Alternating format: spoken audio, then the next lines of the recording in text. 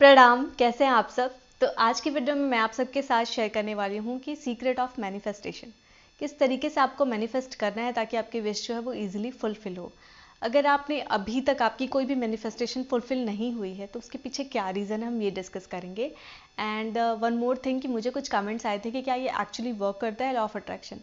तो मैं उनको बस इतना ही कहना चाहूँगी कि आप मेरी प्रीवियस वीडियोस ज़रूर चेक करिए एंड कुछ टेक्निक्स को फॉलो करना स्टार्ट करिए, जैसे कि ग्रैटिट्यूड जर्नल लिखना स्टार्ट करिए। सबसे इजी टेक्निक है। यूनिवर्स को थैंक यू बोलना स्टार्ट कर दीजिए। और वाटर वाटर अफर्मेशन, ये दो वीडियो आप ज़रूर देखिए और इन दोनों वीडियोस में जो भी मैंने बताया है उसको अपनी लाइफ में अप्लाई करिए। सिर्फ आपको वन वीक में ही फ़र्क समझ में आएगा और आप उससे खुद डिसाइड कर लोगे कि ये एक्चुअली वर्क करता है, मुझे करना चाहिए या नहीं। It's all depend on you. तो चलिए आज की वीडियो का स्टार्ट करते हैं। बहुत से लोगों की ना एक भी मैनिफेस्टेशन फुलफिल नहीं होती है। इसके पीछे क्या रीज़न है? सबसे पहला रीज़न है कि आपका माइंडसेट क्लियर नहीं है। ठीक है, आपने सोच तो लिया कि आपको ये चीज़ चाहिए, आपको ये मैनिफेस्ट करना है, लेकिन उसी के साथ साथ आपके माइंड में कुछ डाउट भी चल रहा है कि नहीं, अगर इसके साथ ये हो जाए तो, अगर इसके साथ ये हो जाए तो। ठीक है, ये पहली चीज़ हुई। दूसरी, आप एक टाइम बॉन्ड लगा देते हो, टाइम लिमिट, कि मुझे इस टाइम तक ये चीज़ चाहिए। जैसे कि मुझे अमीर बनना है, मुझे पैसे चाहिए, मुझे इस टाइम तक इतने पैसे मिल जाने चाहिए। तो देखिए, यूनिवर्स से बड़ा कुछ भी नहीं है। और आप जो भी बोलते हो ना, सोच समझ करके बोला करो, क्योंकि यूनिवर्स जो वो अट्रैक्ट करता है। आपने नोटिस किया होगा कि कई बार आपके मुंह से कई निगेटिव चीज़ें निकल गई, बट वो मैनिफेस्ट हो जाती हैं इमीडिएटली। सो इसलिए बोलने से पहले बहुत ज़रूरी है कि सोच समझ कर बोला जाए, ताकि वो चीज़ अगर मैनिफेस्ट भी हो तो हमारे फ़ायदे के लिए हो, बुरे के लिए ना हो। कर्मा, आप सभी को पता है कि हमारे जो पिछले जन्म के कर्म होते हैं, जिसका रिजल्ट हमें इस जन्म में मिलता है। और कई बार हमें इस जन्म के भी कर्मों को भुगतना पड़ता है।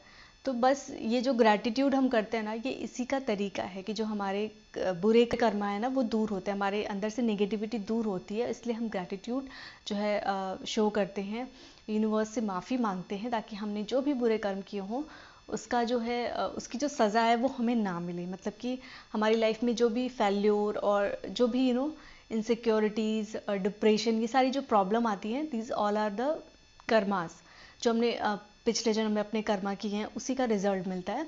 तो उसके लिए हम सॉरी बोलते हैं, ताकि इसका जो रिजल्ट, मतलब हमारी जो बुरे कर्म है ना वो माफ़ हो जाए और हमें इसका बुरा रिजल्ट ना भुगतना पड़े, इसके लिए।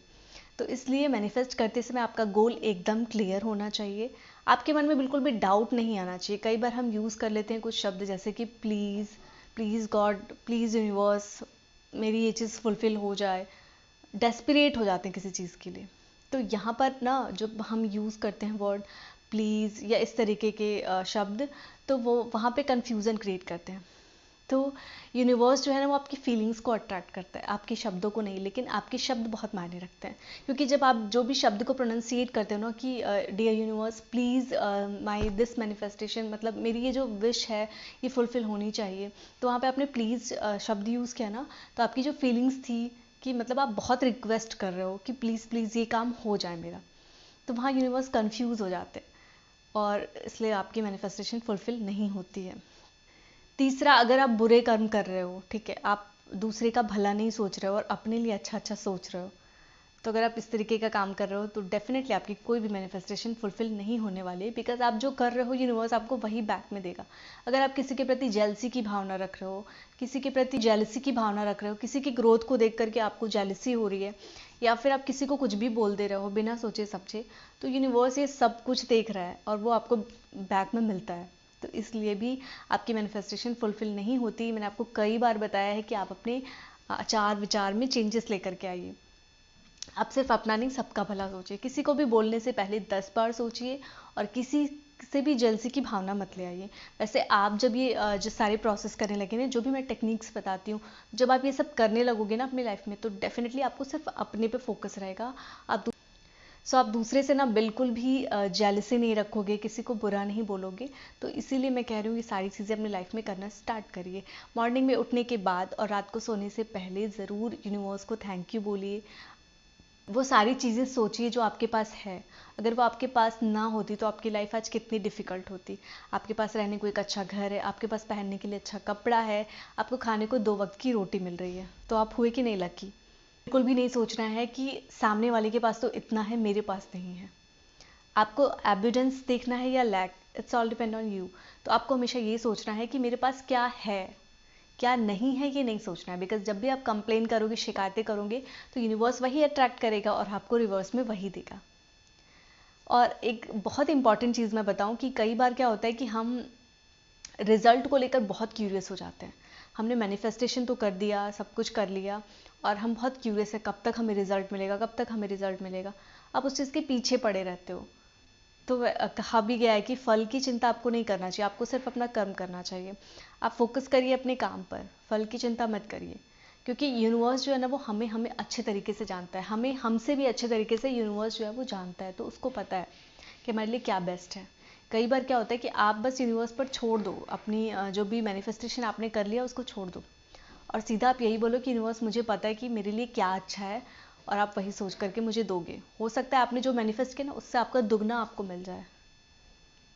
तो इसलिए फल की चिंता नहीं करना, उस चीज़ के पीछे नहीं पड़े रहना, अभी तक रिजल्ट नहीं आया, अभी तक रिजल्ट नहीं है, अब कब आएगा, अब कब। तो मैंने अपनी कई वीडियोस में बताया कि लेट गो करना है। तो लेट गो का मतलब है कि आपने अपनी मैनिफेस्टेशन प्रोसेस की, आपने 555 या 369 कोई भी टेक्निक फॉलो करी, एंड देन उसके बाद आपको उसको यूनिवर्स पर छोड़ देना है। उसके आउटकम के पीछे नहीं पड़े रहना है कि कब होगा, कब होगा, कब होगा। होगा, वो ज़रूर होगा। अगर माइंडसेट के साथ प्रॉपर अच्छी तरीके से आपने अपनी मैनिफेस्टेशन को किया है ऑन अ रेगुलर बेसिस, तो डेफिनेटली आपकी मैनिफेस्टेशन ज़रूर फुलफिल होगी। हो सकता है उसको थोड़ा टाइम लग रहा हो सकता है किसी के साथ वो जल्दी हो जाए। तो इसलिए आपको अपने आउटकम के पीछे नहीं पड़ना है कि मुझे कब रिजल्ट मिलेगा, कब रिजल्ट मिलेगा। हमारी और आपकी लाइफ में ना हर एक चीज़ हमारे आसपास जो भी है, वो सब हमारी मैनिफेस्टेशन का ही प्रोसेस है। हमारी लाइफ में बहुत कुछ ऐसा हुआ है जो कि मैंने सोचा और वो हो गया, बट मुझे क्योंकि मालूम नहीं था इस प्रोसेस के बारे में कि मैंने मैनिफेस्ट किया क्या ये चीज़। तो वैसे ही मैनिफेस्टेशन आपकी ना, अगर आपने सच्चे दिल से, एकदम साफ मन से, अच्छे मन से कुछ भी मैनिफेस्ट किया हो, वो चीज़ ज़रूर फुलफिल होती है, ट्रस्ट में होती है। क्योंकि मैं भी आपकी ही तरह एक नॉर्मल ह्यूमन बीइंग हूँ, और मैंने भी अपनी लाइफ में बहुत सारी चीज़ें मैनिफेस्ट करी है।